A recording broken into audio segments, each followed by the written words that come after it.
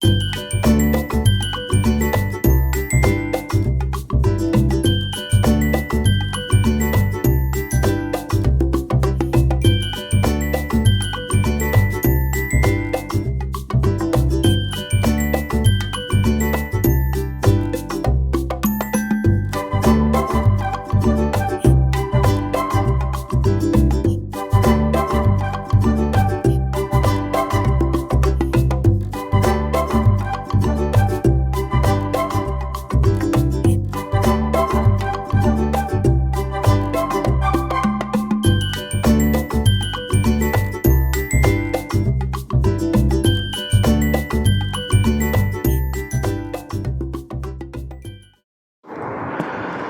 அன்பான தேவனுடைய ஜனமே, நாம் இந்த நாளிலே தியானிக்க போகிற வேத பகுதியை 2 நாளாகமத்தின் புத்தகம் 15வது அதிகாரம் 2வது வசனத்தின் அடிப்படையிலே இந்த நாளிலே நாம் தேவ செய்தியை தியானிக்க போகிறோம். கர்த்தர் நம்மை ஆசீர்வதிக்கிறார். அவன் வெளியே ஆசாவுக்கு எதிர்கொண்டு போய் அவனை நோக்கி, ஆசாவே, யூதா பென்யமீன் கோத்திரங்களின் சகல மனுஷரே கேளுங்கள், நீங்கள் கர்த்தரோடு இருந்தால் அவர் உங்களோடு இருப்பார். நீங்கள் அவரை தேடினால் உங்களுக்கு வெளிப்படுவார். அவரை விட்டீர்களேயாகில் அவர் உங்களை விட்டு விடுவார். அல்லேலூயா, அல்லேலூயா. கர்த்தருடைய பரிசுத்த நாமம் இந்த நேரத்தில் மகிமைப்படுவதாக. யூதாவின் ராஜாவாகிய ஆசாவிடத்திலே தீர்க்கதரிசியாகிய அசரியா சொன்ன ஒரு வார்த்தையை குறித்து நான் வாசித்தேன். அப்பொழுது தேவன் எனக்கு சில காரியங்களை என்னுடைய இருதயத்திலே வெளிப்படுத்தினபடினாலே நான் அதை சபைக்கு பகிர்ந்து கொடுக்கலாம் என்ற ஆசையோடும் நம்பிக்கையோடும் நான் வந்திருக்கிறேன். இப்போது இந்த சம்பவத்தை குறித்து நம்ம பார்க்கும்போது, கர்த்தரை நீங்கள் தேடினால் கர்த்தர் உங்களுக்கு தென்படுவார், நீங்கள் கர்த்தரோடு இருந்தால் கர்த்தர் உங்களோடு இருப்பார் என்று சொல்லும்போது, கர்த்தரை நீங்கள் தேடும்போது கர்த்தர் நிச்சயமாய் உங்களோடு இருப்பார். கர்த்தர் நம்மோடு இருந்தால் நமக்கு என்ன இல்லை? ஒரு சாபமும் இல்லை, ஒரு பிரச்சனையும் இல்லை, ஒரு வேதனையும் இல்லை. எல்லா நாட்களும் ஆசீர்வாதத்து நாட்களாக இருக்கும் என்று நம்ம பார்க்கிறோம். அப்போ இந்த ஆசா கர்த்தரை தேடலையா அப்படின்னு பார்க்கும்போது, ஆசா கர்த்தரை கருத்தாய் தேடின ஒரு யூதாவின் ராஜா என்பதை முந்தின அதிகாரத்தில் படிக்கும்போது தெரியும். அப்போது 3வது வசனத்தை கொஞ்சம் வாசிச்சிருங்களேன். அதை வாசிச்சாதான் அது கொஞ்சம். இஸ்ரவேலிலே அநேக நாளாய் மெய்யான தேவனும் இல்லை, உபதேசிக்கிற ஆசாரியனும் இல்லை, வேதமும் இல்லை என்று அந்த இடத்துல அந்த தீர்க்கதரிசி சொல்கிறார். அப்போ ரொம்ப நாளாக என்ன இல்லை? மெய்யான தேவன் இல்லை, அங்கே உபதேசம் பண்ணுகிற ஆசாரியன் இல்லை, கர்த்தருடைய வேதமும் இல்லை என்று அந்த இடத்துல பார்க்கிறோம். அப்போ இந்த நாளிலே நாம் ஒரு காரியத்தை குறித்து பார்க்க போகிறோம். அந்த காரியத்தில் இந்த செய்தியின் தலைப்பு the perfection that God expects. கர்த்தர் எதிர்பார்க்கிற உத்தமமான இருதயத்தை குறித்து நாம் இந்த நாளில் பார்க்க போகிறோம். அப்போது நிறைய இடங்களில் கர்த்தர் சொன்னார், நீங்கள் என்ன பண்ணுங்க, என்ன தேடுவா. எப்போ சொன்னார்? கர்த்தரை அந்த ஜனங்கள் விட்ட போது ஒரு தீர்க்கதரிசி மூலமாக கர்த்தர் பேசுவார். நீங்கள் கர்த்தரிடத்தில் திரும்புங்கள், கர்த்தர் உங்களுக்கு காரியங்களை வாய்க்க பண்ணுவார் என்று சொல்லி. இதை நான் யோசிக்கும்போது ஒரு எக்ஸாம்பிள் எனக்கு ஞாபகத்துக்கு வருது. அந்த எக்ஸாம்பிளை சொல்லும்போது இன்னும் கொஞ்சம் நல்லா நமக்கு புரியும், எனக்கும் அது புரியும்னு நான் நினைக்கிறேன். இப்போ நமக்கு வந்து ஒரு பரிசு விழுது, ஒரு ப்ரைஸ் ஒன்று கிடைக்குது. இல்லை நம்மளே வச்சுக்கிட்டாலும், நம்மளை அந்த இடத்துல வைக்காட்டியும், ஒரு பாமர ஒரு மனுஷன், அவனுக்கும் அவன் குடும்பத்துக்கும் ஒரு ப்ரைஸ் கிடைக்குது, ஒரு கிஃப்ட் கிடைக்குது. என்ன அப்படின்னு பார்த்தா, இங்கேருந்து டெல்லிக்கு போகிறதுக்கு ட்ரெயினில் டிக்கெட் கிடைக்குதுன்னு வச்சுக்கோங்களேன். ஃபஸ்ட் கிளாஸ் என்னது? AC coach. ஃபஸ்ட் ஏசி பற்றி தெரியும் இல்லையா? ரொம்ப அதிக ஒரு வசதியான ஒரு பெட்டியாக இது இருக்குது. அப்போ அவன் கையில் அது கிடைக்கிது. குறிப்பிட்ட நாளில் நீ வந்து இந்த நாளில் சென்ட்ரல் ரயில்வே ஸ்டேஷனுக்கு போய் இந்த ட்ரெயினில் ஏறி போனால் அவனுக்கு ட்ரெயின் டிக்கெட் கிடையாதுப்பா, ஃப்ரீ, உன் குடும்பமே டெல்லிக்கு போயிட்டு ரிட்டர்ன் வரலாம், இல்லை டெல்லிக்கு போகலான்னு சொல்கிறாங்கன்னு வச்சுக்கோ. அவன் போகிற நேரத்தில் அவனை படிக்காதவங்கள்ட்ட ஒரு சின்ன பிரச்சனை ஒன்று இருக்கும், யார்ட்டையும் எதையும் கேட்கறதுக்கு ரொம்ப கூச்சமும் படுவாங்க. அங்கே போய் அவன் சென்ட்ரல் ஸ்டேஷனில் போய் இதுதான் ட்ரெயினான்னு பார்த்து அறிவிப்பை கேட்டு என்ன பண்ணிடுறான், ட்ரெயினை பிடிச்சிடுறான். ஆனால் அவன் ஏறின பெட்டி அன்ரிசர்வ்டு கம்பார்ட்மெண்ட். என்ன பெட்டி? Unreserved compartment. அவன் இங்கே இருந்து போகிறான். இந்த அன்ரிசர்வ்டு கம்பார்ட்மெண்ட்டில் யாரெல்லாம் இருப்பா? பலதரப்பட்ட மக்கள் இருப்பாங்க. டிக்கெட் வாங்கினவனு இருப்பான், டிக்கெட் வாங்காதவனு இருப்பான்.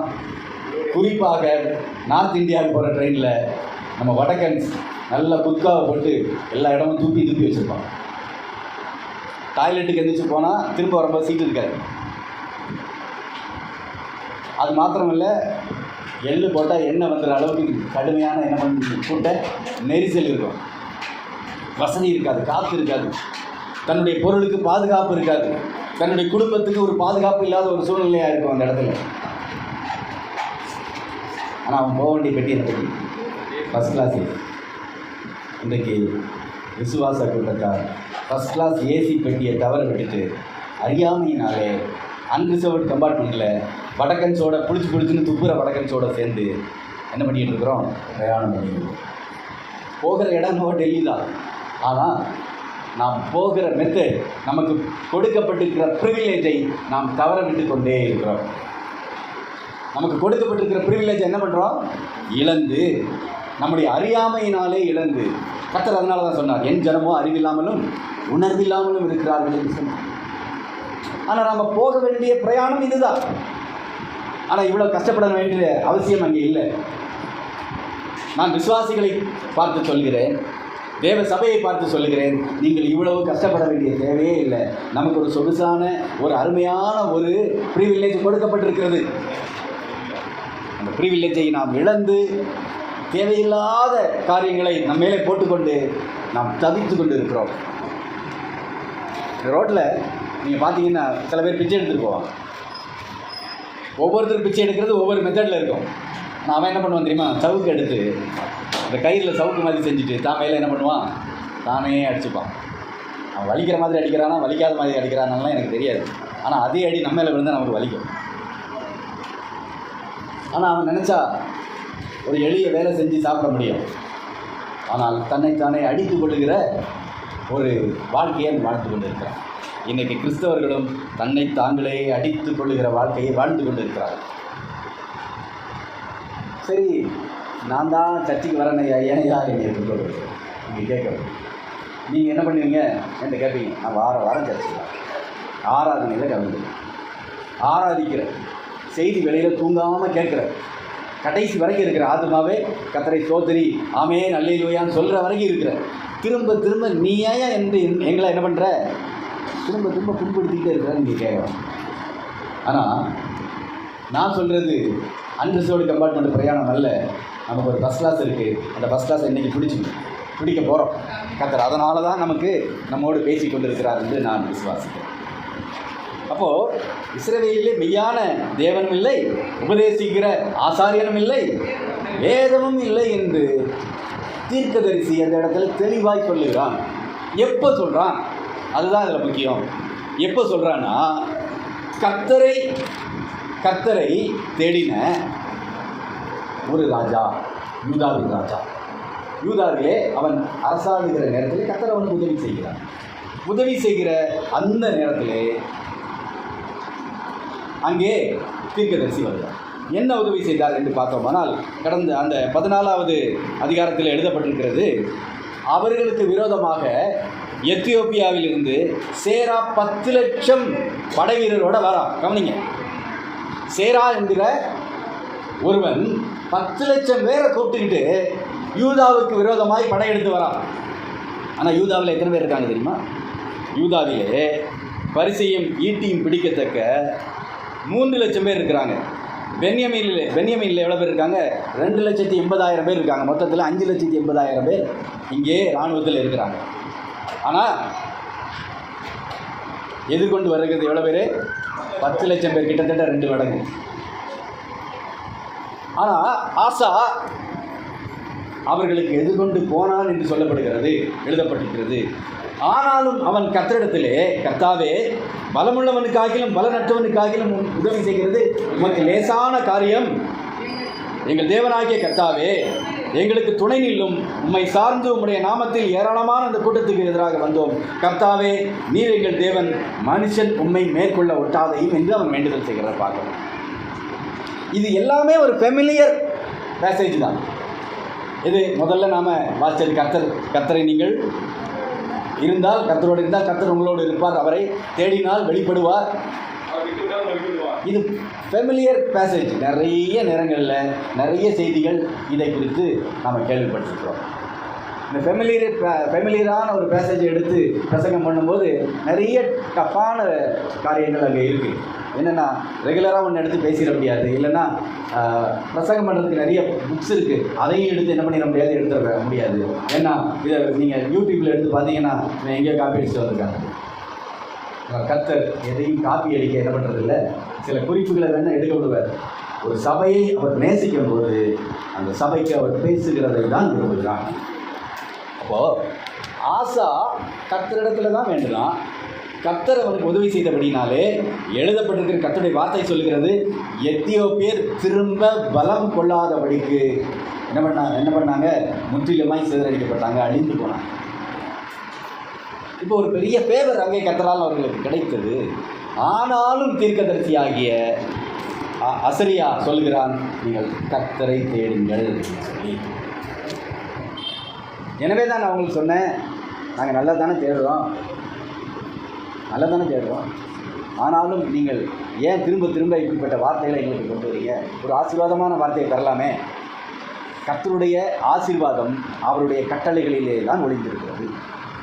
கர்த்தர், நீங்கள் அவரை தேடும்போது, கர்த்தரோடு இருக்கும்போது அவர் உங்களோடு இருப்பார் என்று சொல்லும்போது, கர்த்தர் என்னோடு இருக்கிறது தான் எனக்கு கிடைத்த மிகப்பெரிய ஆசீர்வாதம். அப்போது கர்த்தர் என்னோடு இருக்கிறதை போல ஒரு ஆசீர்வாதத்தை என்னால் வாழ்க்கையில் பெற்றுக்கொள்ளவே முடியாது. எனவே அந்த ஆசீர்வாதத்தை நான் பெற்றுக்கொள்ள வேண்டும். கையில் வச்சு சொல்ல முடியுமா? நான் கர்த்தர் என்னோடு இருக்கிற ஆசீர்வாதத்தை பெற்றுக்கொள்ள வேண்டும். நீங்கள் விரும்பினால் கர்த்தர் இந்த நாளிலே நமக்கு தர வல்லவராக.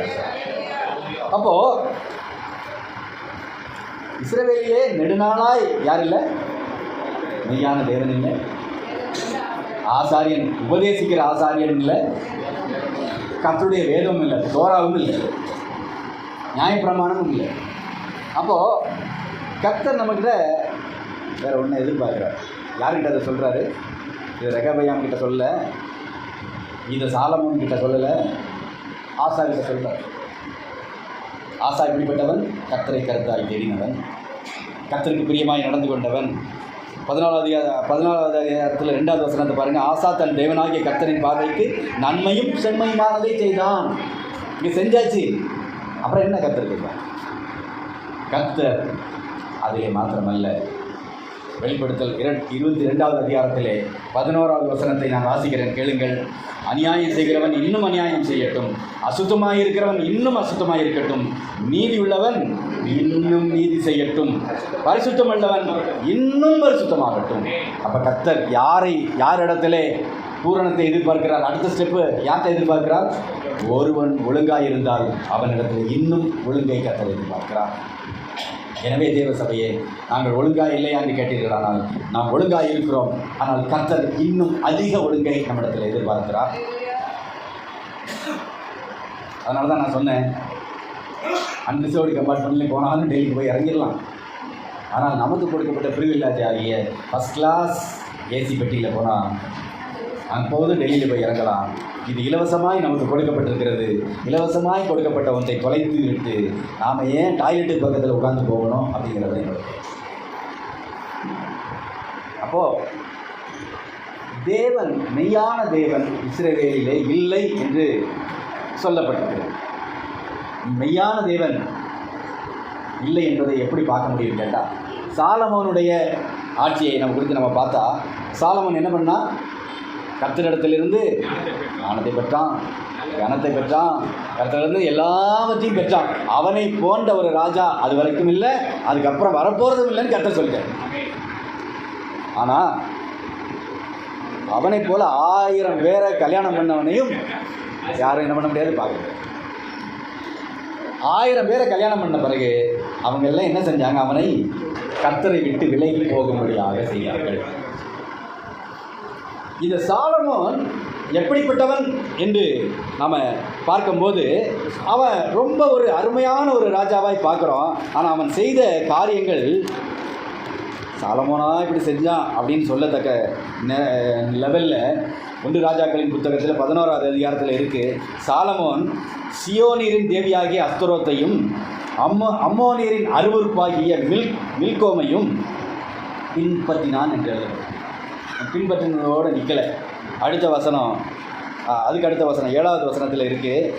அப்பொழுது சாலமோன் எருசலேமுக்கு எதிரான மலையிலே மோவாபியரின் அருவருப்பாகிய காமோசுக்கும் அம்மோன் புத்திரரின் அருவருப்பாகிய மோளேயுக்கும் மேடையை கட்டினான்.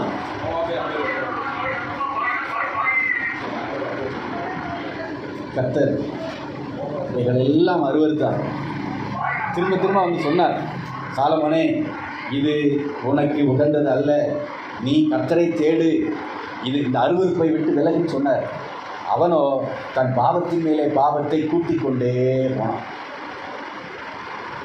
பாவத்தின் மேலே பாவத்தை கூட்டிக் கொண்டே போனான். கர்த்தர் அவனுக்கு என்ன செய்தார், நீ இனிமேல் என்ன பண்ண மாட்ட, நீ அந்நிய தேவர்களை பின்பற்றி போயிட்ட, மாத்திரமல்ல எங்கே பார்த்தாலும் சிலைகளை வச்சு நீ வணங்குற, என் ஜனங்களையும் வழிவிலகி போக பண்ணுகிற, 12 கோத்திரத்தையும் கெடுத்து போட்டு கொண்டிருக்கிறேன்னு சொல்லி, எனவே ராஜ்ய பாரம் உன்னிடத்தில் தங்காது, என் தாசனாகிய தாவீது நிமித்தம் உன் வாழ்நாளில் அது நடக்காமல் உன்னுடைய குமாரனாகிய ரெகொபெயாமின் காலத்தில் என்ன நடக்கும், 10 கோத்திரம் முன்னே விட்டு முடியும். கர்த்தர் சொன்னான். கர்த்தரை சொன்னான். ரெகொபெயாமுடைய காலத்தில் 10 கோத்திரமும் கர்த்தரை விட்டு, அதாவது யூதாவின் ராஜாவை விட்டு பின்வாங்கி யூதா தனியாகவும் இஸ்ரவேல் தனியாகவும் பிரிந்து போயிற்று. சரி, அதுக்கு பிறகு என்ன நடந்தது, சாலமோனுக்கு எதிரிகள் தோன்றினார்கள், அவர்கள் ரெகொபெயாமை எதிர்த்தார்கள். சாலமோனுக்கு எதிராளிகள் தோன்றினது எப்படி தோன்றினாங்கன்னா, அந்த எதிரிகள் தாவீதின் எதிரிகளாக இருந்தார்கள். ஆனால் தாவீதுக்கு எதிர்கொண்டு போவதற்கு அவர்களுக்கு தைரியத்தை கர்த்தர் கொடுக்காதபடினாலே அவர்கள் தாவீதின் காலத்தில் என்ன பண்ணாங்க, அமைதியாக இருந்தாங்க. சாலமோன் காலத்திலே அடங்கியிருந்தாங்க. ஆனால் 3வது தலைமுறையிலே அவர்கள் எழுதியிருந்தாங்க.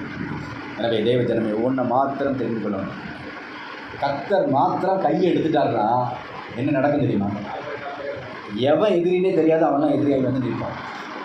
இன்றைக்கி உங்கள் வாழ்க்கையில் பிரச்சனைகள் உங்களை நெருக்குகிறதுனா ஒன்று புரிஞ்சுக்கிடுங்க, கர்த்தரை நாம் தேடி வேண்டிய விதத்தில் கருத்தாய் தேடலை. இந்த எதிரி நம்முடைய தாத்தா காலத்திலிருந்து இருக்கிறாங்க. நான் ரட்சிக்கப்பட போகிறேன்னு தெரிந்தால் என் தாத்தா காலத்திலேருந்து பூட்டனார் காலத்திலேருந்து அவன் வந்து என்ன பண்ண ஆரம்பிச்சிருவான், போராட ஆரம்பிச்சிருவான். அப்போவே அவர்களுக்கு சில காரியங்களை பலவீனமாய் கொடுத்து கொண்டே இருப்பான். ஆவிக்குரிய மண்டலத்தில் நடக்கிற காரியங்களை அறிந்து கொள்ள வேண்டியது அவசியம்.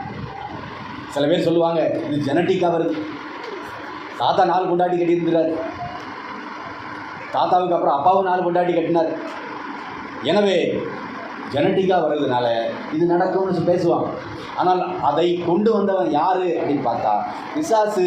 நான் ரட்சிக்கப்பட போகிறேன் என்பதை தெரிந்து கொண்டு 2-3 தலைமுறைக்கு முன்பாகவே என்ன பண்ணுவான், அவன் தேவனுக்கு விரோதமான காரியங்களை ரட்சிக்கப்படாத நம்முடைய குடும்பத்திலே நடத்துவான். நம்ம அவ்வளோ பெரிய அறிவாளியான்னு கேட்டிங்கன்னா, அவனுக்கு ஞானம் இல்லை, ஆனால் அவனுக்கு உலக அறிவு இருக்கிறது. அவனுக்கு உலக அறிவு இருக்கிறது, ஆனால் ஞானம் அவன்கிட்ட கிடையாது. அவன்கிட்ட ஞானம் இருந்திருந்தால் கர்த்தரை எதிர்த்து அவன் என்ன பண்ணியிருக்க மாட்டான், விழுந்திருக்க மாட்டான். அப்போது எதிரிகள் ஏற்கனவே இருக்கிறாங்க, புதுசாக எதிரி வரல. நாம் நினைக்கிறோம் ஏதோ 2025வது வருஷத்தில் இந்த ஜூன் மாதம் 22ஆம் தேதி தான் எதிரி வந்துட்டாங்க. இல்லை, எதிரி ஏற்கனவே இருக்கிறான். ஆனால் கர்த்தரை கருத்தாய் தேடும்போது, கர்த்தரோடு இருக்கும்போது, கர்த்தர் நம்மோடு இருக்கும்போது அந்த எதிரியால் பலம் கொள்ள முடியலை. எனவே தான் கர்த்தர் நம்மிடத்தில் என்ன எதிர்பார்க்கிறார், கர்த்தர் நம்மோடு இருக்க வேண்டும் என்று எதிர்பார்க்கிறார். பரிசுத்த ஆவியானவர் என்னோடே தங்கி இருக்க வேண்டும் என்று விரும்புகிறார். பிடிச்சி ஆடுறவங்கள பார்த்துருக்கீங்களா? நீங்கள் பார்த்துருப்பீங்க. ஆனால் எனக்கு நெருக்கமானவங்க நிறைய பேர் ஆடுவாங்க. ரொம்ப க்ளோஸாக இருந்தவங்கெல்லாம் ஆடுவாங்க. அவங்களிடத்துல நான் சில அனுபவங்களை கேட்டது உண்டு. அப்போ அவங்கள்ட்ட அதை குறித்து கேட்கும்போது அவங்க என்ன பண்ணுவாங்கன்னா, ஒரு குறிப்பிட்ட நாளை குறித்து அந்த நாளில் என்ன பண்ணுவாங்க, அந்த ஒவ்வொரு சுடுகாட்டுக்காக போவாங்க. ஒரு நாள் இரவில் என்ன பண்ணுவாங்க, அதுக்கு பேர் வேட்டை. அங்கே போய் என்ன பண்ணுவாங்க, சில எலும்புகளை எடுத்து கடிப்பாங்கன்னு சொல்லி என்கிட்ட சொன்னவங்க சொல்லியிருக்காங்க. ஆனால் குறிப்பிட்ட சில இடங்களில் மாத்திரம்தான் அவங்க போவாங்க அப்படின்னு சில பிசாசுகளுக்கு இருக்குது. ஆனால் சில பிசாசுகளுக்கு அப்படி கிடையாது. அதுகளுடைய எல்லை பெரிதாக இருக்கும். எனவே அது கிட்டத்தட்ட ஒரு 15 கிலோமீட்டர் 20 கிலோமீட்டர் சுற்றளவில் இருக்கிற எல்லா சுடுகாட்டுக்கும் ஒரே ராத்திரியில் போகும். பொய்ன்னு நினைக்காதீங்க, உண்மை. கர்த்தரை பற்றி பேசினா தான் தூக்கம் வரும்னு பார்த்தா பிசாசை பற்றி பேசினாலும் நமக்கு தூக்கம் வரும். ஆனால் கர்த்தருடைய சபை வந்து இயேசுன்னு சொன்னால் கம்முன்னு கிடக்கும். பிசாசுன்னு சொல்லுங்களேன், காரம், மனம், குணம், சுவை எல்லாம் வந்து. நான் நிறைய பேரை பார்த்துட்டேன். பிசாசுன்னு சொன்னோன்னே ரகசியத்தை பிசாசோட பேசுகிறாங்களான்னு எனக்கு புரியல. அப்போது இந்த பிசாசுகள் என்ன பண்ண தெரியுமா, போகிற வழியில் ஒருத்தர் மேலே இறங்கியிருந்தால் முழுக்க அவங்க கூட இருக்காது. திடீர்னு அது என்ன பண்ண, அவனை விட்டு விலகி ஓடிடும். அப்போ இவங்களுக்கு பயமாக இருக்கும் இருட்டை பார்த்தேன். ஏன்னா அவங்க இருட்டில் தான் போவாங்க. ஆவியானவரையும் நம்ம பல நேரங்களில் இப்படி தாங்க விரட்டி பிசாசு தானாக போவோம், தானாக வரும். ஆனால் ஆவியானவர் நம்மோடு இருக்க வேண்டும் என்று விரும்புகிறார். அவரை பல வேளைகளிலே நாம் வீட்டை விட்டு வெளியே போ என்று தோணும். வீட்டை விட்டு போ. சர்ச்சில் இருக்கிற வரைக்கும் நல்லா இருக்கிறோம். வீட்டுக்கு போன உடனே டிவியை போடுறோம். அந்த டிவியில் வருது பாட்டு, செல்லாத்தா மாறியாட்டாங்க. அதையும் கேட்டுக்கிட்டு தான் இருக்கிறோம். இதனால் என்ன ஆகும்? சில போராட்டங்கள் வரும். சில பேர் இன்றைக்கி ரொம்ப புத்திசாலித்தனமாக சினிமா பார்த்தா என்ன வரும், டிவி பார்த்துட்டா என்ன வரும், பாட்டு கேட்டுட்டா என்ன வரும். நான் சொல்கிறது, நாம் எல்லாம் ஃபஸ்ட் கிளாஸ் ப்ரிவிலேஜ் பெற்றுக்கொள்ள வேண்டும். அதுக்கு தான் இங்கே கிடந்து நாங்கள் என்ன பண்ணிக்கிட்டு இருக்கிறோம், போராடிக்கிட்டு இருக்கிறோம். நான் வந்து கக்கூசுக்குள்ளே உட்காந்து வருவேன் அப்படின்னா, நீங்கள் கக்கூசுக்குள்ளே உட்காந்து வாங்க, நல்ல வாசனையாக இருக்கும். எனக்கு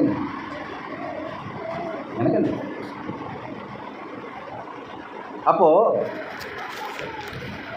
சாலமோன் காலத்திலே விக்கிரக வழிபாடு உள்ளே வந்தாச்சு, இஸ்ரவேலுக்குள்ளே வந்தாச்சு. ரெகோபெயாம் காலத்திலே 10 கோத்திரம் தனியாக பிரிஞ்சு போயாச்சு. ஆனாலும் அவன் திருந்தினானான்னு கேட்டால் அவன் என்ன பண்ணலை, அவன் திருந்தவே இல்லை. அவன் கர்த்தரிடத்தில் வரவும் இல்லை. திரும்பவும் அவன் என்ன பண்ணான், இன்னும் கர்த்தரை விட்டு விலகி அவன் ஜீவித்தான் என்று பார்க்குறோம். சாலமோன் காலத்திலே கர்த்தரை விட்டு விலகினாங்க. ரெகோபெயாம் காலத்தில் ஆலோசனையை விட்டு விலகினாங்க. அவ்வளோதான்.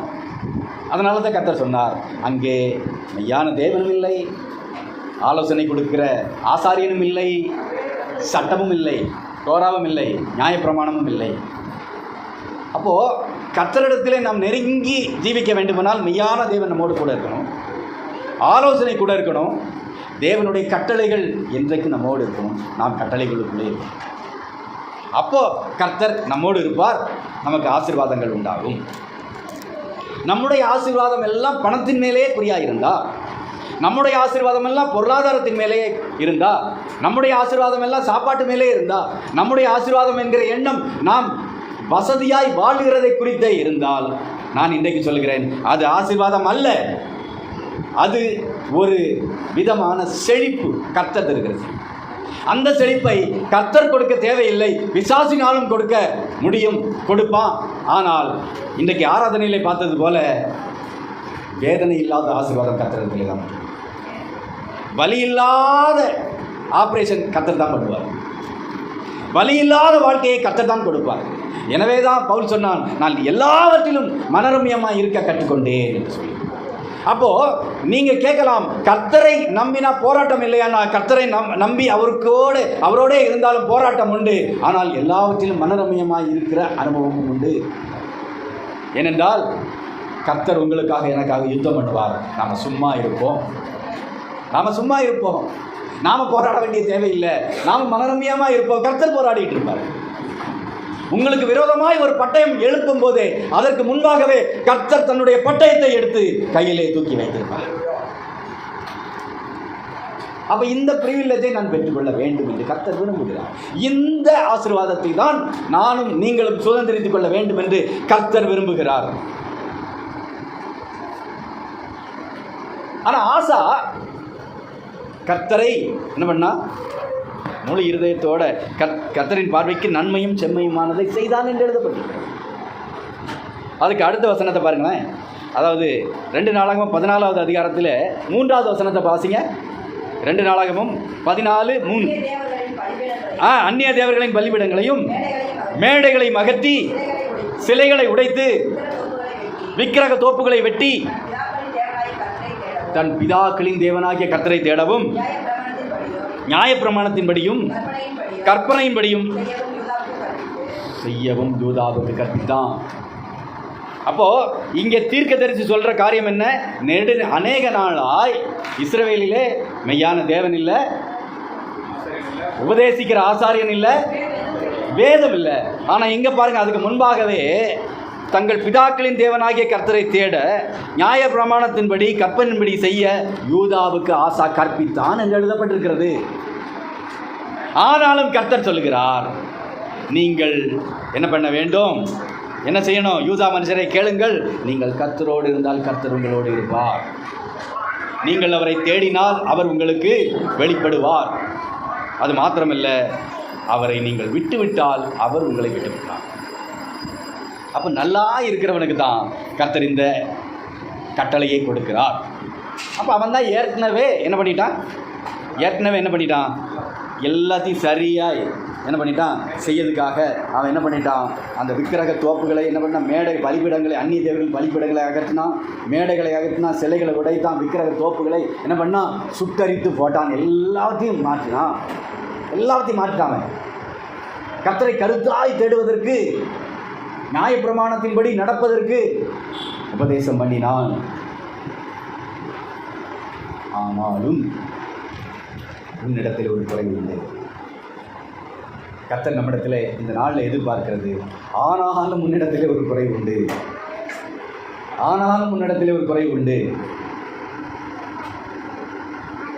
நம்முடைய வாழ்க்கையில் எதெல்லாம் இருக்குது, எதெல்லாம் இல்லை. இப்போ வெளிப்படையாக சில காரியங்கள் தெரியுது, ஆனால் வெளிப்படை இல்லாமல் மறைந்து கிடக்கிற சில காரியங்கள் நம்மிடத்தில் இருக்குது. அப்போது ஒரு சாலமோன் ஒருவன் வழிவிலகி போகும்போது ஜனங்களுக்கு நாசம் மோசம் வருகிறது, ஜனங்கள் கர்த்தரை விட்டு பின்வாங்குகிறார்கள், எல்லாம் நடக்கும். ஆனால் ஆசா கர்த்தரை தேடுவதற்கு தன்னை ஒப்புக் கொடுத்த போது கர்த்தர் இன்னமும் அதிகமாக தன்னை தேடி இன்னும் அதிகமாக அந்த ஜனங்களுக்குள்ளே வசித்து அவர்களை ஆசீர்வதிக்க விரும்புகிறார் என்பதை நம்ம தெளிவாக இந்த வசனங்கள் மூலமாக புரிந்து கொள்ள முடிகிறது.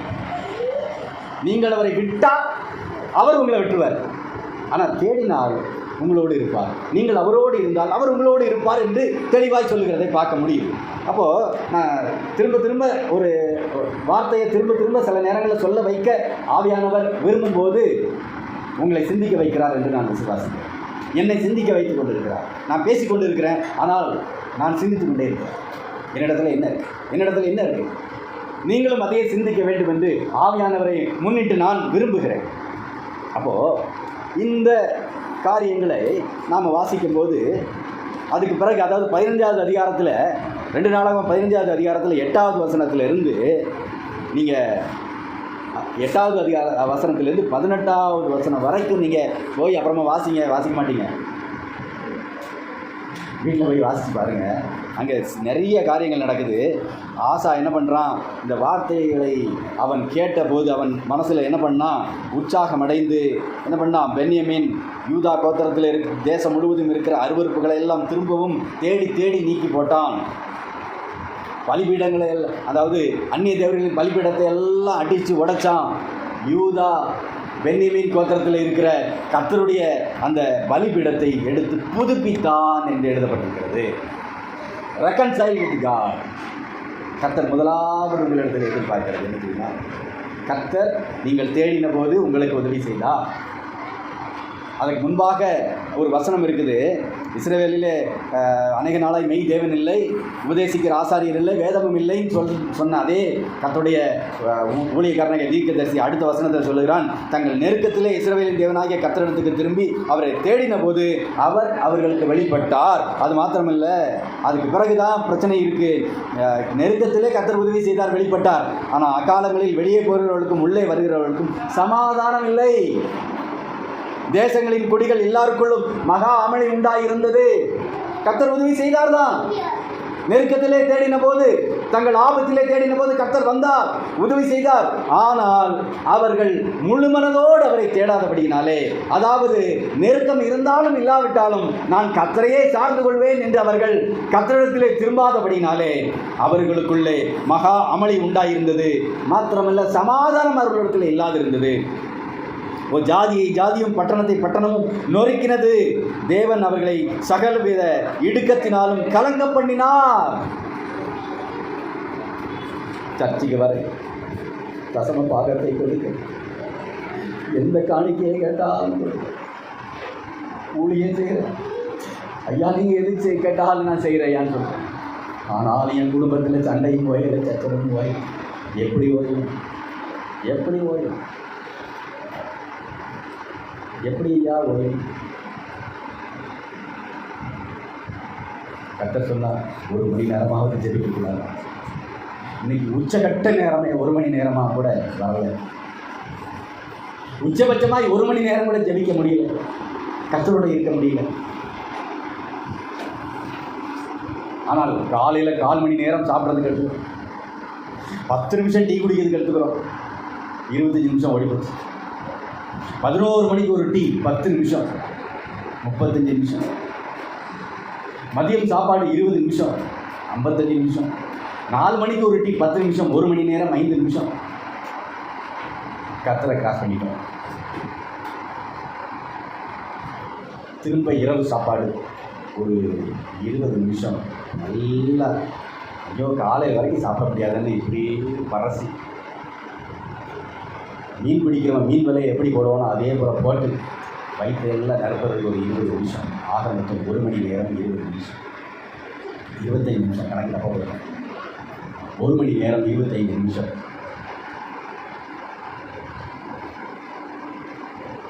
அவர்களுடைய தேவன் பயன், அவர்களின் முடிவோடு பயன். நானாக சொன்னேன், கர்த்தர் சொன்னேன். எல்லாவற்றுக்கும் இவ்வளோ நேரம் செலவு பண்ணுறாங்க. வேலைக்கு போகிறதுக்கு எவ்வளவு நேரம் செலவு பண்ணி போகிறோம். ஒரு ஃபங்க்ஷனுக்கு போகிறோன்னா இங்கே இருந்து மெடவாக்கம் தாண்டி இருந்தாலும் டிராஃபிக் ஜாமில் அவளோடு 3 மணி நேரம் மேக்கப் போட்டு போகிறாங்க. ஃபங்க்ஷனோட வீட்டுக்கு திரும்ப வர்றதெல்லாம் சேர்த்து கிட்டத்தட்ட 12 மணி நேரத்தை செலவு பண்ணுறாங்க. கர்த்தரை எத்தனை நிமிஷம் தேடி, கர்த்தரை எத்தனை நிமிஷம் தேடும். ஆனால் நாளைக்கு காலையில் சத்துரு வந்துடுவான்னு சொன்னால் நைட்டெல்லாம் தூங்காமல் ஆண்டவரே ஆண்டவரே ஆண்டவரே ஜெபிக்க வார்த்தையும் வர மாட்டேங்குது. குறிப்பை சொன்னால் குறிப்புக்கு ஜெபிக்கிறதுக்கு பழகவும் இல்லை. காலத்தை பார்த்தால் போதகராக வேண்டிய உங்களுக்கு குழந்தைகளைப் போல பாலை கொடுத்தேன் பவுல் சொன்னது போல காலகாலமாய் சர்ச்சுக்குள்ளே உட்கார்ந்து பல சேர்களை உடைத்து தள்ளி இருக்கிறோம். ஆனாலும் நமக்கு கர்த்தரோடு அமர்ந்திருக்கிறதுலே இன்னும் சில பிரச்சனைகள் இருக்குது. நாம் இன்னும் என்ன பண்ணிட்டு இருக்கோம்னா யூடியூப்பில் மெசேஜை தேடுறோம், 1 மணி நேரம் ஜெபிப்பது எப்படி. அதனால தான் கர்த்தர் சில நேரங்கள் என்ன பண்ணுறாரு, கற்றுக் கொடுக்குறாரு. நல்லா காலை உடச்சி விட்டுறாரு, கையை உடச்சி விட்டுறாரு. நல்லா எவனாவது என்ன பண்ணுவான், நாளைக்கு காலையில் ஒரு தலையை எடுத்துடுறான்டாம்பா. அன்னைக்கு தான் பயந்து, ஆண்டவரே என்னால் ஏற்றிக்க முடியாதப்பா. எப்படி முடியும், எப்படி முடியும்? தங்கள் ஆபத்தில் என்னை கருத்தாய் தேடுவார்கள். அது மாத்திரம்தான் நம்முடைய வாழ்க்கையில் நடக்கிறத தவிர வேறு ஒன்றும் இல்லை, வேறு ஒன்றும் இல்லை. கர்த்தரை கருத்தாய் தேடுகிறதில்லை. அப்போது ஆசா கர்த்தரை உத்தம இருதயத்தோடு தேடுவதற்கு அவன் முதலாவது தன்னை ஒப்பு கொடுத்தான். ஆசா தன் கர்த்தரின் பார்வைக்கு நன்மையானதை செய்தான், செம்மையானதை செய்தான். ஆனால் கர்த்தர் சொன்னார், நீங்கள் கர்த்தரோடு இருங்கள், அப்பொழுது கர்த்தரோடு இருப்பார். ஆசா திரும்பவும் என்ன பண்ணால், அங்கே இருக்கிற எல்லாரும் கர்த்தருக்கு விரோதமான அறிவுறுப்புகளையும் அவன் எடுத்து போட்டான். அவன் அதோடு நிற்கலை. 16வது வசனத்தை வாசிங்களேன்.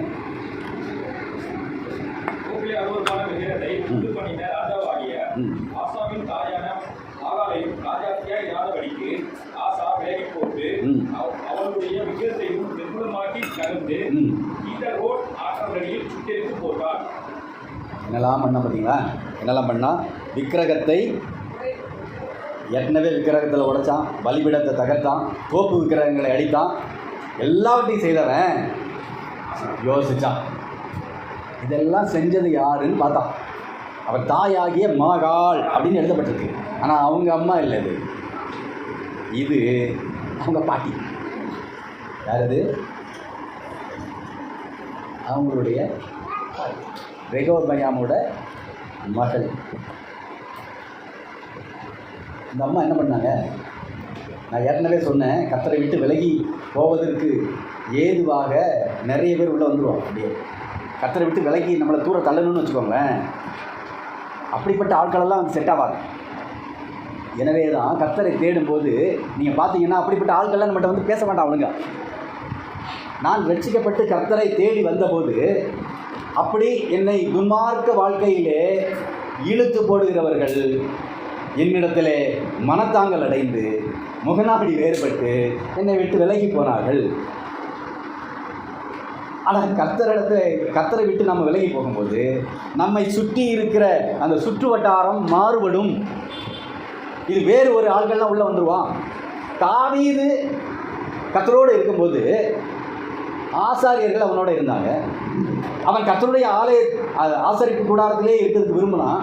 கர்த்தர் அவனோடு இருந்தார். பிறகு சாலமோனோடு இருந்தார். சாலமோன் கர்த்தரை விட்டு 1000 மனைவிமாரோட இருந்தபோது கர்த்தர் அவனை விட்டு விலகினான். அவனுடைய மகனாகிய ரெகொபெயாம் இடத்திலே யாரெல்லாம் வந்து சேர்ந்தா? அவனிடத்துல அவன் ஒரு ஆலோசனை பண்ணும்போது முதியோர் இடத்துல ஆலோசனை பண்ணான். அந்த ஆலோசனையை அவன் தட்டிட்டு அந்த ஆலோசனைக்கு கேட்ட பிறகு அவனோடு இருந்த இளைஞர்களிடத்துல போய் கேட்டான். அவங்க சொன்ன ஆலோசனைப்படி நடந்து 10 கோத்திரமும் அவனை விட்டு வெளியே போச்சு. அப்போ கர்த்தர் நம்மை விட்டு விலகும் போது நம்மளுடைய டெரிட்டரி சுருங்க ஆரம்பிக்கும்.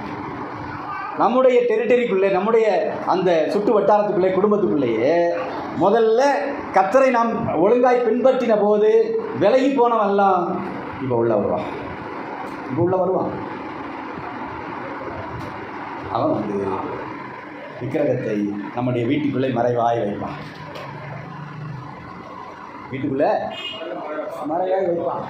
விக்கிரகம்னாலே மறைவாய் இருக்கிறது தான் கர்த்தருடைய ஜனத்துக்கு. எனவே தேவ சமூகமே, தேவனுடைய ஜனமே, நான் ஒரு காரியத்தை தெளிவாய் குறிக்க வேண்டியதாக இருக்கிறது. ராகேலை கூட்டுவாங்க. அவளை கூப்பிட்டு வரும்போது அவள் எது மேலே உட்கார்ந்துருக்கான்னு இறக்கி விட்டு பாருங்க. அவள் எதையாவது தூக்கிட்டு வருவாங்க, குடும்பத்தை கெடுக்கிறதுக்கு எதையாவது தூக்கிட்டு வருவா, விக்கிரகத்தை தூக்கிட்டு வருவா, எதையாவது வேண்டாததை வச்சுருப்பா. இங்கே ரெகொபெயாம் ரைட்டு, அவர் நாசமாக போயிட்டாங்க. ஆசா கர்த்தருக்கு செம்மையானதை தெரிந்து கொண்டு இருக்கிற போது இந்த அம்மா அங்கே பவரில் இருக்கிறாங்க. என்ன எழுதப்பட்டிருக்குது? ராஜாத்தியாய் இராதபடிக்கு. ராஜாத்தியாய்னா அவருக்கு பொண்டாட்டியானா? பாட்டி. ஆனால் நீங்கள் நல்லா கவனிங்க, உலக வழக்கம் என்ன? உலக ராஜாக்களின் வழக்கம் என்ன? மனைவியை ராஜாத்தியாக்குறது. ஆனால் இங்கே ஒரு கிழடு பவரை இழக்காமல் உட்காந்துருக்கு பாருங்க. பவரை விட்டு கொடுக்காமல் ஒரு கிழடு ஒன்று இங்கே உட்காந்துருக்கு. என்னது? சாஸ். நம்மெல்லாம் ஏசவேல பார்க்குறோம், ஆனால் மாகாள பார்க்கறது இல்லை.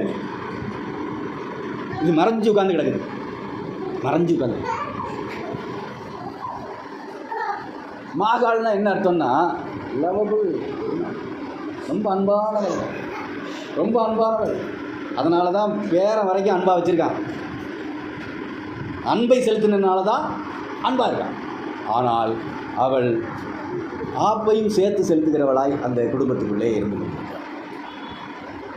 தேவஜனமே, நமக்கு மாகாளியா, நம்முடைய வாழ்க்கையிலே மாகாளியா, நாம் யாரை கர்த்தரை விட யாரை அதிகமாக ப்ரைஸ் பண்ணிட்டு இருக்கிறோம், யாரை ப்ளீஸ் பண்ணிட்டு இருக்கிறோம். இந்த காரியத்தை செய்தால் கர்த்தருக்கு நல்லதுன்னு தோணுகிற உங்களுக்கு தானே குறிப்பிட்ட அந்த மாகாளுக்கு இது பிடிக்காதுன்னு என்ன பண்ணிகிட்டு இருக்கிறோம், அதை செய்யாமல் இருக்கிறோம். எனக்கு எதுவும் தெரியாது உங்கள் வீட்டில் என்ன நடக்குது, என் வீட்டில் என்ன நடக்குதுன்னு உங்களுக்கு தெரியாது, உங்கள் வீட்டில் என்ன நடக்குதுன்னு எனக்கு தெரியாது. இது கர்த்தருக்கு தெரியும். ஆனால் மாகாள் செய்ததை ஆசா அறிந்து கொண்டாள். அவள் வெறும் ராஜாத்தி என்று எழுதப்பட்டிருக்கிறது. ஆனால் இங்கிலீஷ் பைபிளில் இருக்குது குயின் லேடி. அவள்கிட்ட தான் அதிகாரம் இருக்குது. இதே ஆசாவுடைய அம்மா கிட்ட ஒரு அதிகாரம் இல்லை, ஆசாவுடைய மனைவி கிட்ட ஒரு அதிகாரம் இல்லை, ஆசாவுடைய பிள்ளைகள்கிட்ட ஒரு அதிகாரம் இல்லை. முழு அதிகாரமும் மாகாள்கிட்ட இருக்கு. மாகாள் அங்கே உட்காந்துருக்கிறா, ராஜாத்தியாக இருக்கிறா. ஆசா கர்த்தர் அவன் கண்களை திறந்த போது அவன் எல்லாவற்றையும் அழித்தவன். இவளை முதல்ல என்ன பண்ணணும், பவர்லேருந்து கீழே பிடிங்கி எரியணும்னு எரிஞ்சான். இன்னைக்கு பவர்லேருந்து பிடுங்கி எரியப்பட வேண்டியது என்னன்னு நீங்களே யோசிச்சுக்கோங்க. உங்கள் வீடுகளுக்குள்ளே போங்க. கர்த்தர் 2 மணிக்கு எழுப்பி விட்டார். 2 மணிக்கு எழுப்பி விட்டால் பாத்ரூம் போகிறதுக்கு எழுப்பி விட்டாருன்னு நினைக்காதீங்க. நிறைய பேருக்கு 2 மணிக்கு எழுப்பி விட்டா எனக்கு பாத்ரூம் வந்தது, என் பாத்ரூம் போய் படுத்துக்கோங்க, பாத்ரூம் போய் படுத்துக்கோங்க, எழும்ப வேண்டியது இல்லைல்ல. 2 மணிக்கு எழுப்பி விட்டா பாத்ரூமுக்கு போயிட்டு திரும்ப வந்து படுத்து தூங்குறது. 2 மணிக்கு கர்த்தர் எழுப்புறாருன்னு நினச்சிக்கோங்க. உங்களுக்கு விரோதமாக ஒரு படம் இருக்குது, சும்மா அந்த விளையாட்டு. அப்புறம் கக்கூசுக்குள்ளே உட்காந்து டெலிட் பண்ணும் காலம் ஃபுல்லாக. என் குடும்பத்துக்கு ஏன் இவ்வளவு, என் குடும்பத்துக்கு ஏன் இவ்வளவு? நீங்கள் தானே தூங்குறீங்க, நம்ம தானே தூங்குகிறோம். நம்ம தானே 2 மணிக்கு எழுப்பி விட்டா தூங்குறோம், 3 மணிக்கு எழுப்பி விட்டா தூங்குறோம், 4 மணிக்கு எழுப்பி விட்டாலும் தூங்குறோம், சர்ச்சைக்கு வந்தாலும் தூங்குறோம். அல்லேலூயா. சத்தத்தையே காணோம். அல்லேலூயா. ஐயா எழுப்பி விட்டா எழுந்துருங்க ஐயா. தூக்கத்தை உதறதுக்கு என்ன வேலை உண்டா பாருங்க ஐயா. டீ வேணா போட்டு குடிங்க ஐயா, பல் வேணா விளக்குங்க ஐயா.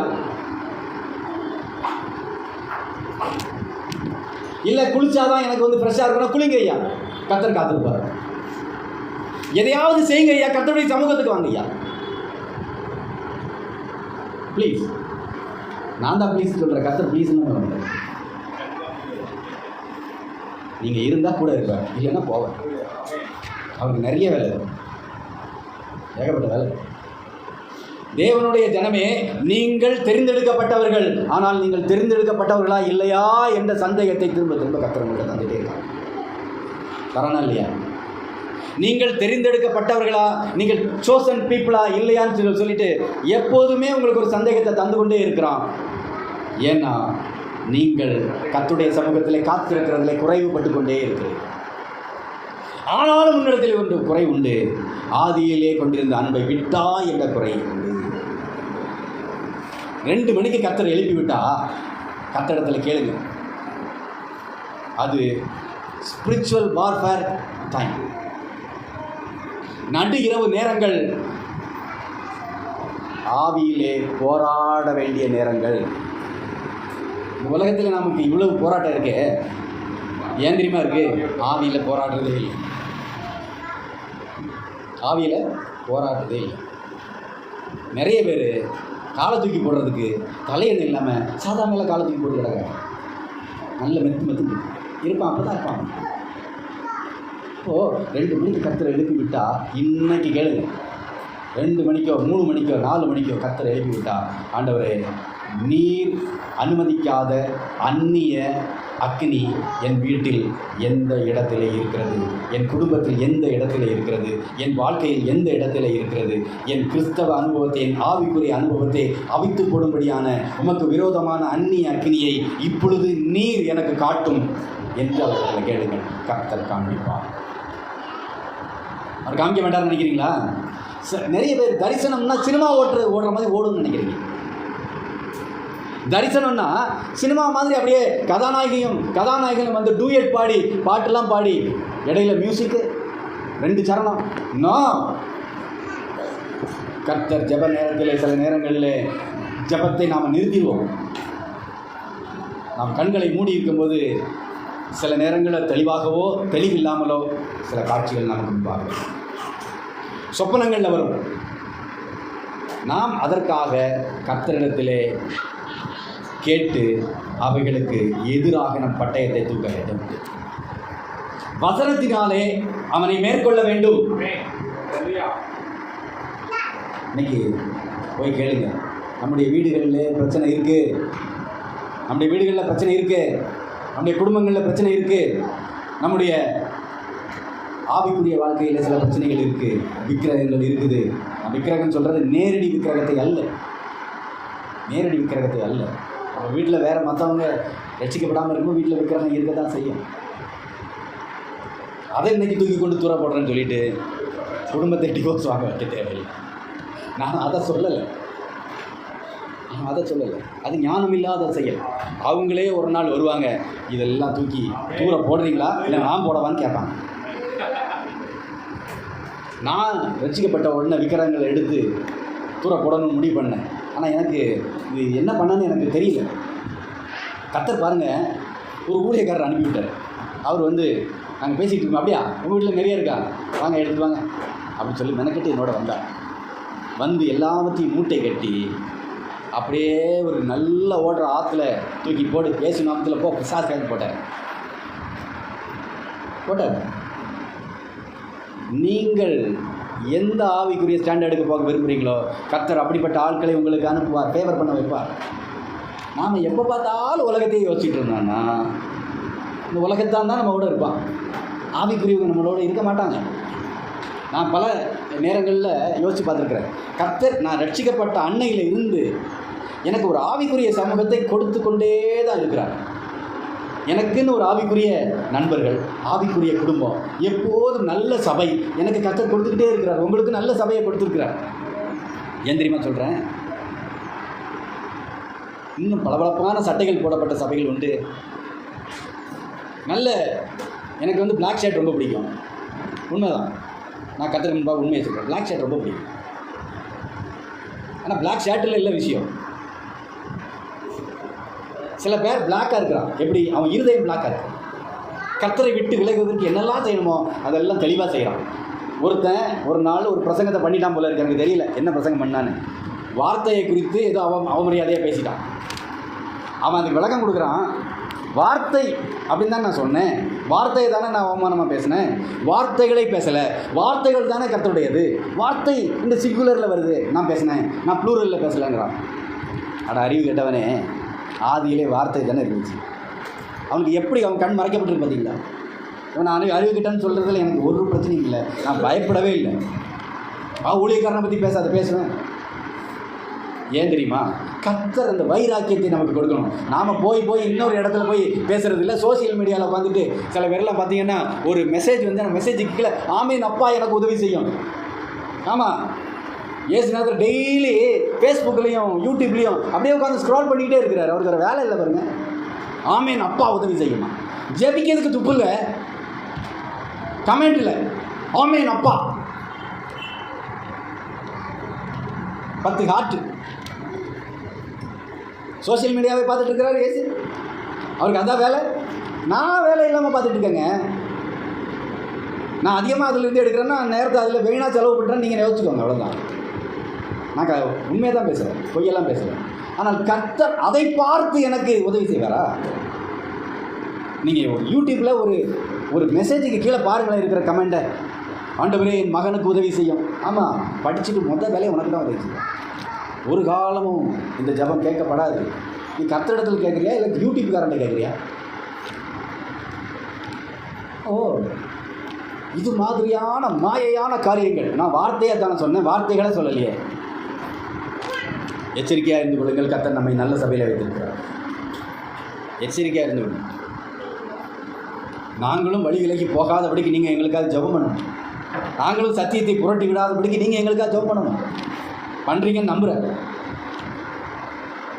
நீங்கள் உங்கள் வீடுகளிலே ஜெபிக்கும் போது கர்த்தருடைய சபைக்கு நாங்கள் செல்லுகிறோம். கர்த்தருடைய சபையிலே கர்த்தருடைய நாமம் மகிமைப்பட வேண்டும். எந்த மனுஷனும் தன்னை எங்கள் வைத்திடக்கூடாதுன்னு ஜெபம் பண்ணணும். எங்களுடைய சுயம் சாகணும்னு நீங்கள் ஜெபம் பண்ணணும். இல்லைன்னா நாங்கள் எங்கள் வாயிலிருந்து வார்த்தைகளை பேசிடுவோம், இருதயத்திலிருந்து, எங்களுடைய இருதயத்திலிருந்து மாம்ச வார்த்தைகளை பேசிடுவோம். மாறாக பரிசுத்த ஆவியானவர் தான் பேசணும்னு நீங்கள் அடம் பிடிச்சு கேட்கணும் கர்த்தருக்கு. அது மாத்திரமல்ல, உங்களுடைய ஜெப நேரங்களை எச்சரிக்கையாய் எடுத்துக்கொள்ளுங்கள். கர்த்தர் நடு இரவில் எழுப்பிவிட்டால் ஜெபியுங்கள். உங்களுக்கு விரோதமான காரியங்களை கேளுங்கள். உங்களுக்கான கண்ணிகள் எங்கே வைக்கப்பட்டிருக்கிறது என்று கர்த்தரிடத்தில் கேளுங்க. கண்ணி எங்கே இருக்குது? கண்ணின்னோட நம்ம அடுத்தவங்களே யோசிக்கிறோம். ஆனால் கண்ணியை நான் தான் வச்சுருக்கேன். அடுத்தவங்களே யோசிக்கிறோம். என் வீட்டில் இவங்க தான் எனக்கு பிரச்சனை, அப்படி பிரச்சனை அப்படின்னு நான் யோசிச்சிட்டேன். நான் தான் பிரச்சனை. அப்படி நினப்பு வராமல் இருந்தால் பரவாயில்ல. ஆனால் நம்ம வீட்டில் இருக்கிற யாராவது நான் நாசமாக போகணும், நம்ம நாசமாக போகணும்னு நினைப்பாங்களா? நினைக்க மாட்டாங்க. ஆனால் அவங்களுக்கே தெரியாமல் ஒரு சில காரியத்தை பிடிச்சி வச்சுக்கிட்டு இருப்பாங்க. நம்ம அவங்களுக்காக தெரியும். ரட்சிக்கப்படாத நம்முடைய குடும்பத்தார் கூட நம்ம கெட்டு போகணும்னு நினைக்க மாட்டாங்க. ஆனால் நாம் அவங்களுக்காக ஜெபம் பண்ணணும். நான் முதல்ல நம்முடைய ஆவிக்குரிய வாழ்க்கையில் இருக்கிற அருவருப்புகளை முதல்ல எடுத்து தூக்கி தூர போடணும். நம்முடைய சிந்தையிலே வருகிற பாவங்கள், கண்களிலே வருகிற பாவங்கள், செவிகளிலே விழுகிற பாவ வார்த்தைகள், வாயினாலே பேசப்படுகிற பாவங்கள், இவைகள் எல்லாவற்றையும் சுத்திகரிக்கும்படியாக காலையில் எழுந்து கர்த்தரிடத்திலே முழுவதுமாய் ஐம்புலன்களை அவரிடத்தில் ஒப்பு கொடுக்க வேண்டும். இந்த டெரிட்டரி சுத்தமாகணும். என் மனதிலே தோன்றுகிறபடி இஷ்டத்துக்கு நான் வாழ்ந்தா ரொம்ப பரிதாபம்.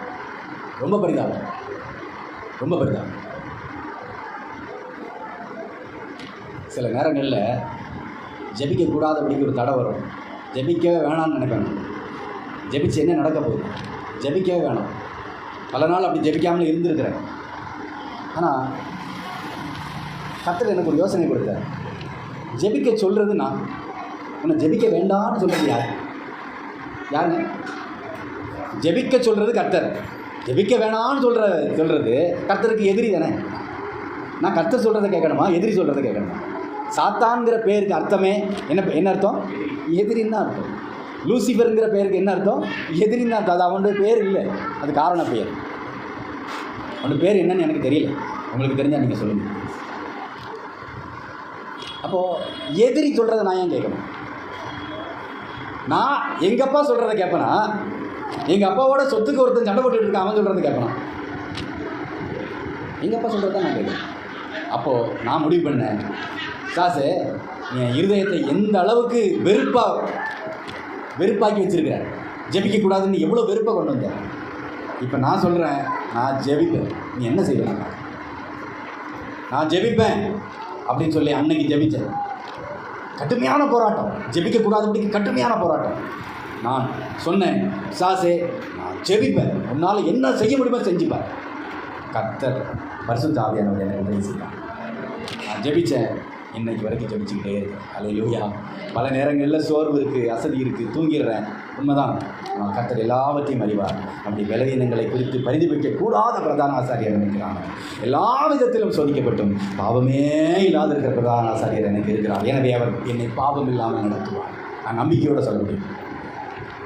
ஆனால் அவர் உங்களிடத்திலும் என்னிடத்தில் கொண்டு கேட்கிறார், நான் உன்னிடத்திலே உன் வாழ்க்கையின் அருவருப்புகளை காண்பிக்கும்படியாக நீ என்னிடத்தில் கேள். நீ என்னை கேடு. நீ அருவருப்புகளை காண்பிக்கும்படியாக என்னிடத்தில் விசாரி. நான் உனக்கு அதை சொல்லுவேன். நீ அதை மேற்கொள். உன் வாழ்க்கை ஒருவனாலும் மேற்கொள்ள முடியாத ஒரு வாழ்க்கையாய் மாறிப்போம். உன்னுடைய வாழ்க்கையை ஒருத்தரும் மேற்கொள்ள முடியாது. நீ என்னை உத்தமமாய் பின்பற்ற விரும்பினால் உன் வாழ்க்கையின் மறைந்திருக்கிற அருவருப்புகளை எடுத்து அவைகளை சுட்டரித்து போடு. ஆவியானவரை நான் உனக்கு உதவியாக அனுப்பி வைத்திருக்கிறேன், ஒத்தாசையாய் வந்து. வசனங்களை ஞாபகத்தில் வைத்துக் கொள்ளும்படியாக அதை வாசியுங்கள், தியானியுங்கள். நம்ம சில வசனத்தெல்லாம் நம்ம பார்க்காம சொல்கிறோமே, என்னைக்காவது உட்காந்து நெஞ்சில் அடித்தா இதை மனப்பாடம் பண்ணோம் இல்லை. நாம் விரும்பி வாசித்ததெல்லாம் உள்ளே பதிஞ்சிருச்சு.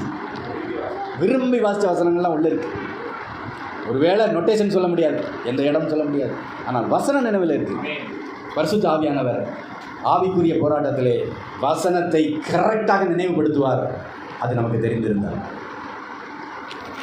அப்போது மெய்யான தேவனை தேடும்போது அங்கே மெய்யான தேவனுடைய ஊழியக்காரனாகிய உணர்வுள்ள இருதயத்தை நமக்குள்ளே தட்டி விடுகிற உபதேசம் பண்ணுகிற ஊழியக்காரன் வருவார். பரிசுத்த ஆவியானவர் வருவார். அவர் வசனங்களை நினைவுபடுத்துவார். அப்போ மெய்யான தேவன் இல்லைன்னா மெய்யான ஊழியக்காரன் இருக்க மாட்டான். அவர்கள் தங்கள் செவிகளுக்கு, தங்கள் மன கடினத்திற்கு ஏற்ற, தங்கள் மனதிலே தோன்றுகிற நல்ல உலக ஆசைக்கு ஏற்ற போதகர்களை அவர்கள் ஏற்படுத்திக் கொள்வார்கள். அவர்கள் உங்களை ஒரு நாளும் கடிந்து கொள்ள மாட்டார்கள். நீ என்ன வேணாலும் செய்ய, கர்த்தருடைய ஆசீர்வதிப்பார். நான் கேள்விப்பட்ட ஒரு விஷயத்தை, எனக்கு ஹார்ட் அட்டாக் ஒன்று தான் வரல. ஒரு விஷயத்தை கேள்விப்பட்டப்போ, ஒரு பாஸ்டரை குறித்து, ஒரு ஊழியக்காரரை குறித்து, அவர் என்ன பண்ணுவாரான்னு தெரியுமா? பிசாசு ஓட்டுவார். எப்படி பிசாசு ஓட்டுவார்? வானமண்டலத்தில் சர்ச்சுக்கு மேலே சுற்றிட்டு இருக்கிற பொல்லாத ஆவியை ஒரு விசுவாசிகளை கொண்டு வந்து இறக்குவார். இறக்கி அந்த பிசாசை அவர் ஓட்டுவார். கேள்விப்பட்டிருக்கீங்க எங்கேயாவது இப்படி ஒரு சத்தியத்தை? சத்தியமாக சொல்கிறேன், நான் இந்த பைபிளை ஒரு 3 ட்ரிப்பு 4 ட்ரிப்பு முழுசாக படிச்சுட்டேன். இப்படி வசனத்தை நான் வாசிக்கவே இல்லை. என்னுடைய அறியாமையில் கூட எனக்கு தெரியாமல் இருக்கலாம். நான் ஒன்றும் அவ்வளோ பெரிய பைபிள் ஸ்காலர்லாம் ஒன்றும் இல்லை. நான் பைபிள் காலேஜ்லையும் படிக்கல, ஒன்றும் படிக்கல. அப்படி ஒரு வசனம் இருந்தால் தயவு செய்து எனக்கு சொல்லி நான் இன்றைக்கி திரும்பிடுறேன். இருக்கிற பிசாசெல்லாம் உங்கள் மேலே ஏற்றி விட்டுட்டு, நீ எப்படிப்பட்ட சபையில் இருக்கிறீங்கிறத யோசிச்சுக்கோங்க. எப்படிப்பட்ட சபையில் இருக்கிறீங்க? சத்தியத்தை சத்தியமாய் போதிக்கிற சபை, 3-4 தலைமுறை சத்தியத்தை மாத்திரமே பிரசங்கிக்கிற சபை. இன்னும் சத்தியம்தான் இங்கே இருக்கும். சத்திய ஆவியானவர் தான் இங்கே வெளிப்படுவார். எப்படிப்பட்ட சபையில் இருக்கிறோம்? எங்கள் சர்ச்சு ரொம்ப சின்ன சர்ச்சுங்க. அங்கே போனால் தூக்கம் வரும். ஆனால் கள்ள உபதேசம் வராது. தூக்கம் என்ன வரும்? ஏன்னா நீங்கள் இரவிலே 3-4 மணி நேரம் ஜெபிச்சுட்டு வந்திருக்கீங்க. சத்தியமாக தூக்கம் வரும். இந்த நாளின் செய்தியை பரிசுத்த ஆவியானவர் கொடுக்க வேண்டும் என்பதற்காக நீங்கள் போராடி ஜெபித்தபடினாலே உங்களுக்கு தூக்கம் வருது. நாங்கள்லாம் 6:15 எழுந்திரிச்சு அவசரமாக ஆத்திரம் தோத்திரம் அல்லேலூயான்னு சொல்லி குளிச்சுவிட்டு பைபிளை எடுத்து இப்போ தான் பார்த்தோம் திருப்பி. சரி, இந்த வசனத்துலேருந்து எடுத்து ஃப்ராடுகளை விடுவோம், கதை விடுவோம்னு வந்துருக்கோம். அதனால் எங்களுக்கு தூக்கம் வராது. ஏன்னா நாங்கள் கிட்டத்தட்ட 6:15 வரை 7 மணி வரை தூங்கியிருக்கோம். ஐயா ஜெபிங்க ஐயா, ப்ளீஸ். உங்களுடைய நன்மைக்காக தான் சொல்கிறேன். போன வாரம் குடும்ப ஜபத்தை குறித்து கர்த்தர் சொன்னார். இந்த வாரம் தனிப்பட்ட ஜபத்திலே, அதுவும் ஆவிக்குரிய மண்டலத்திலே ஜபிக்கிற ஜபத்தை குறித்து கர்த்தர் பேசுகிறார். ஏங்க வீட்டில் இருக்கிறவங்க இப்படி தாங்க பின்னாடி இழுப்பாங்க. ஒரு நாள் போயிட்டா என்ன ஆயிரும்? ஒரு நாள் போயிட்டா ஒன்றும் ஆகாது, நாசமாக போகும். சாபம் அல்ல இது ஆசீர்வாதம். நாசமாக போயிடாதுன்னு சொல்கிறது நீ நல்லா இருக்கணும்னு. நீங்களும் நானும் நல்லா இருக்கணும் தான் கர்த்தர் நாசமாயிடாதா அப்படின்னு நம்ம சொல்கிறேன். அப்போது சில பேர் இப்படி தான் என்னதையாவது பிடிச்சி பின்னாடி இழுப்பாங்க. என் பொறுமைக்கும் ஒரு எல்லை உண்டு. கர்த்தருடைய பொறுமை எல்லையை நம்ம இன்னும் பார்க்கலை, பார்த்தா தெரிஞ்சுது. சில பேர் என்ன பண்ணுவாங்க தெரியுமா? எதை சொன்னால் எனக்கு கோபம் வரும்னு தெரியும். கரெக்டாக அதைத்தான் சொல்லுவாங்க. எதை பேசுனா எனக்கு கோபம் வரும் அப்படின்னு அவங்களுக்கு தெரியும். கரெக்டாக என் வீக் பாயிண்ட்டை பார்த்து தட்டுவாங்க, விக்கெட் விழுந்து. அப்புறம் 2 பேரும் சண்டை போடுறதில்ல. பரிசுத்த ஆவியானவர் எப்பா நான் நெற்குண்டத்துலேயே இருக்க மாட்டேன்ப்பான்னு ஓடிப்பேன். இனிமேல் என்னை கூப்பிட்டா பாரு, நான் வந்தால் பாரு. அந்த லெவலுக்கு வீட்டுக்குள்ளே நுழையும் போதே வரும் பிரச்சனை.